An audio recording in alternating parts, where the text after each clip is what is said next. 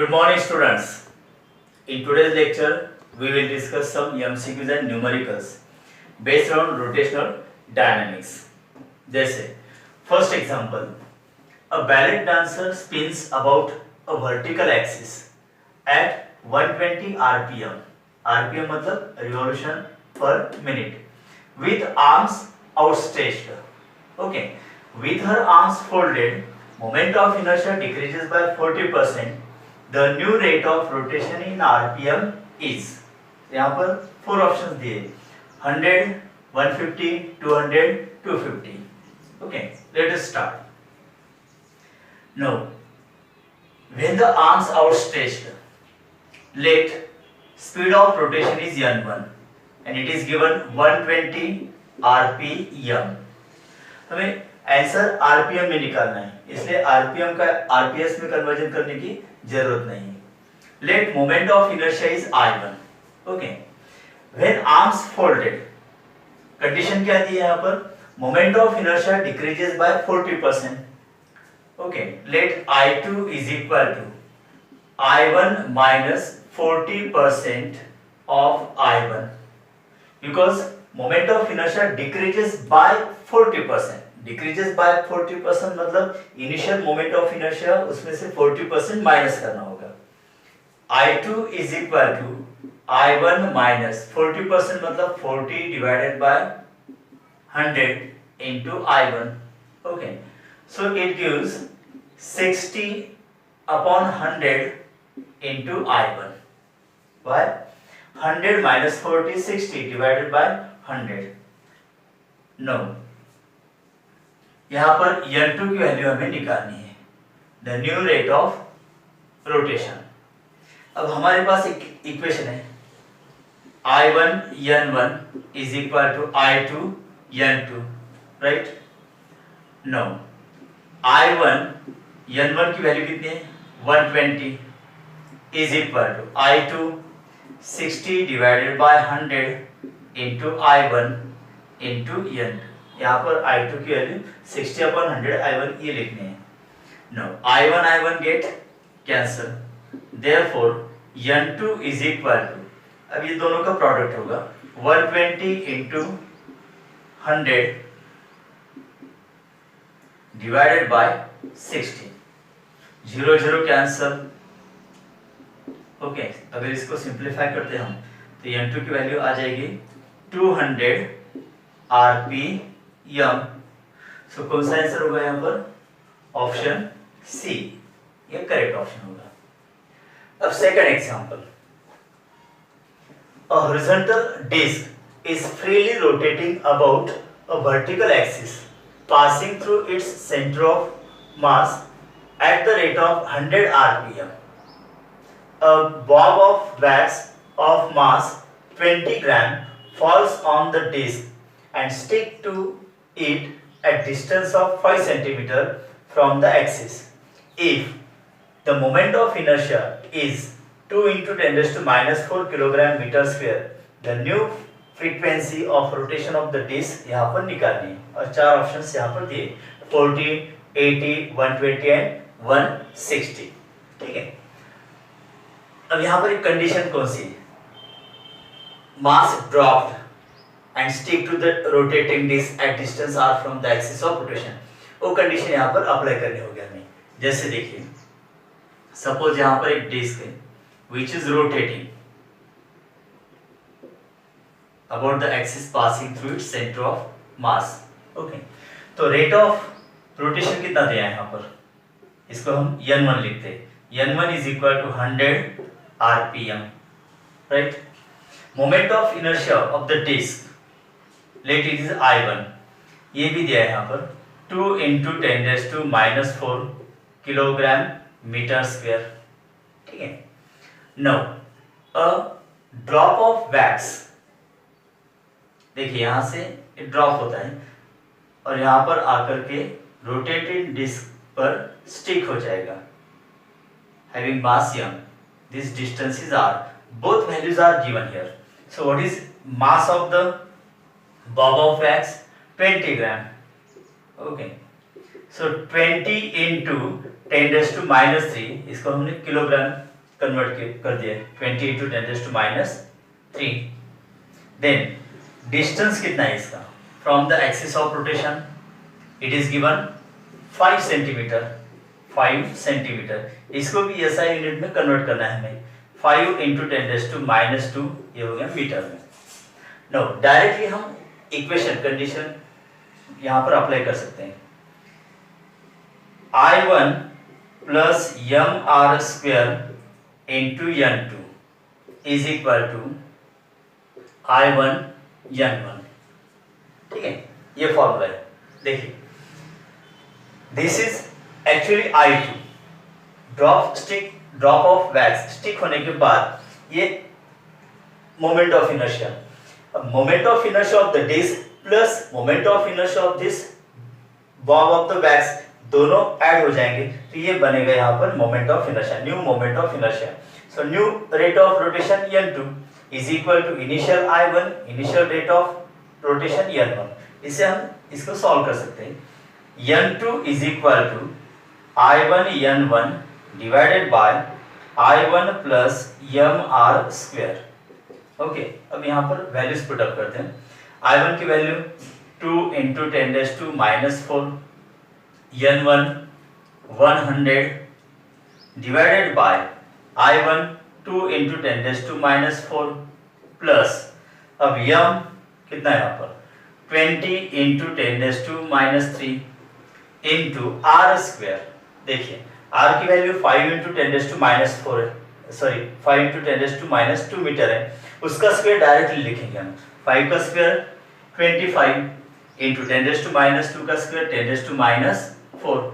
अब इसको कंप्लीट करना है हमें, सो n2 इज इक्वल टू यहाँ पर कितना आएगा 2 इंटू 10⁻², 10⁻⁴, 100 मतलब 10⁻², तो ये आएगा 10⁻² डिवाइडेड बाय, ठीक है, इन ब्रैकेट 2 इंटू 10⁻⁴ प्लस अब यहाँ पर पहले 25 इंटू 20 कितना होगा ये 500 इंटू 10⁻³ और ये 10⁻⁴, total 10⁻⁷। Next 2 into 10⁻² divided by, ठीक है, अब यहाँ पर 2 इंटू 10⁻⁴ प्लस अब यहाँ पर ऑर्डर ऑफ मैग्नीट्यूड अगर सेम है तो हम एडिशन या सब्सट्रैक्शन कर सकते हैं। अब यहाँ पर ऑर्डर ऑफ मैग्नीट्यूड 10⁻⁴ है, यहाँ पर भी ऑर्डर ऑफ मैग्नीट्यूड 10⁻⁴ करेंगे हम, इसलिए यहाँ पर जो डेसिमल है लेफ्ट साइड 3 डिजिट्स शिफ्ट करेंगे हम, तो ये हो जाएगा यहाँ पर 0.5 इंटू, देखिए 1 2 3, तो यहाँ पर कितना बचेगा 10⁻⁴, राइट।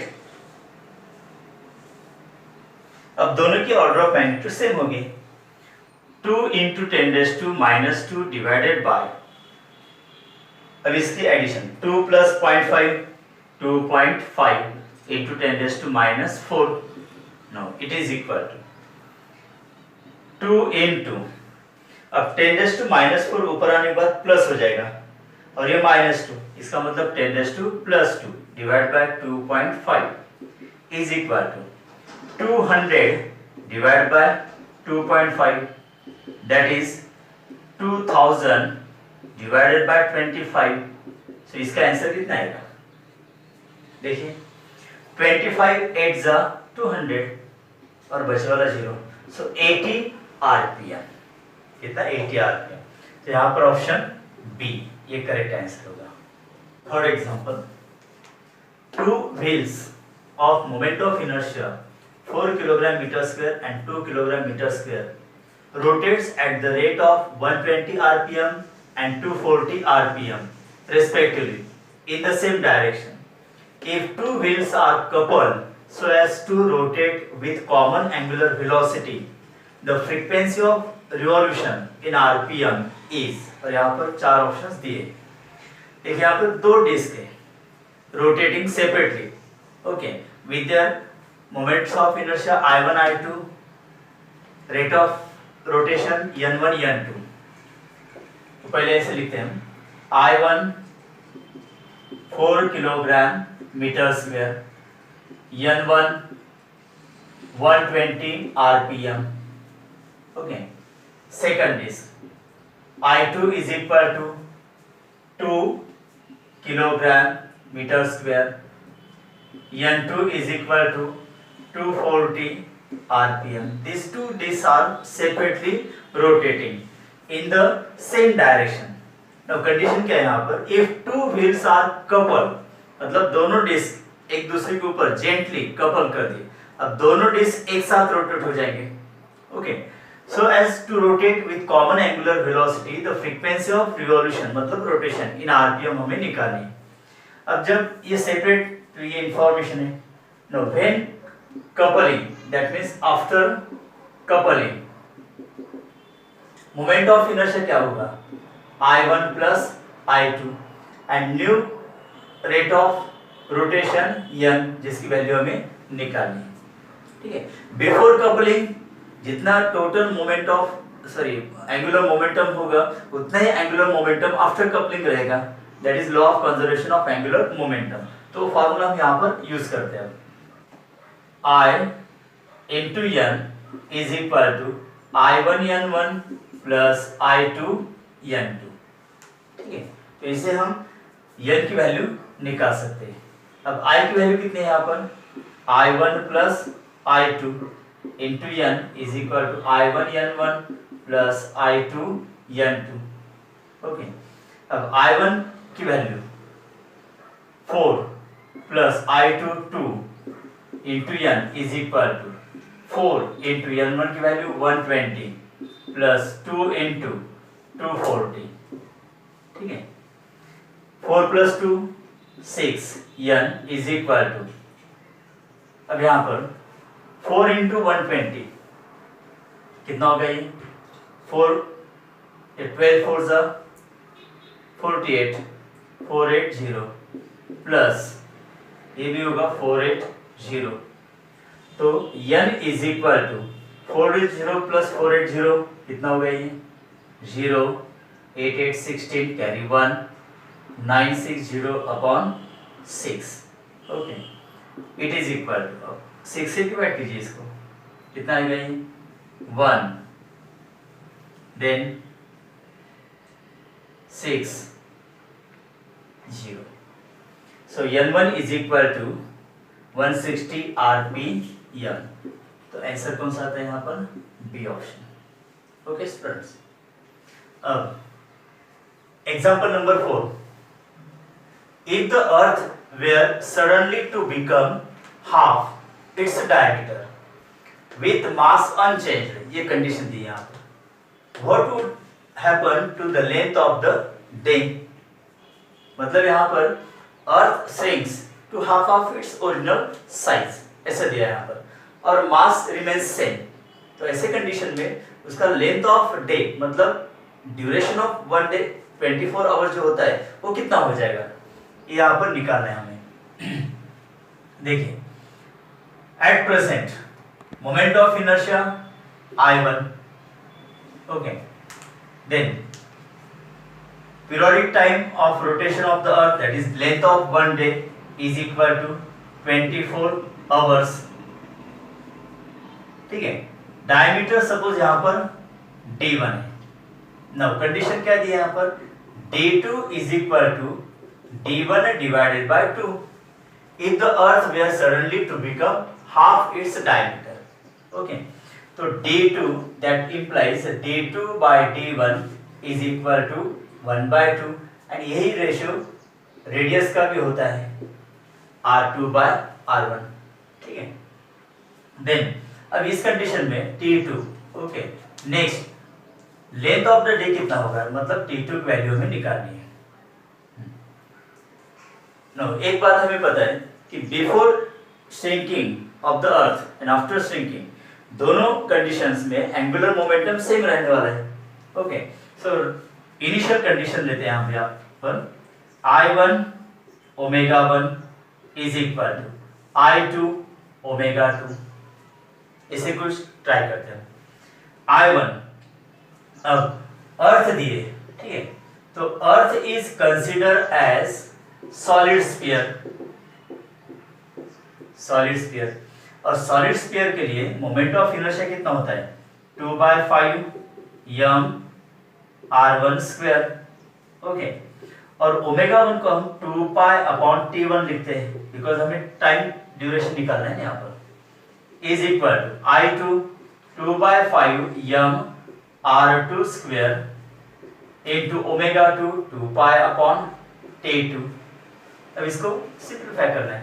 देखिए 2/5 m कैंसिल हो जाएगा दोनों तरफ, 2 पाई भी कैंसिल हो जाएगा। सो t2 by t1 is equal to r2 square by r1 square. Okay, that can be written as r2 by r1 bracket square. अब हमारे पास रेशियो यहाँ पर r2 by r1 कितना है 1/2। ओके, उसका स्क्वायर हो जाएगा, so it is 1/4। Now t2 is equal to t1 इधर आने के बाद t1/4 हो जाएगा। अब t1 की वैल्यू कितनी है 24 hours divided by 4, this is equal to 6. Okay, so what would be the length of the day? That is about 6 hours. So option हमारा होगा A ऑप्शन।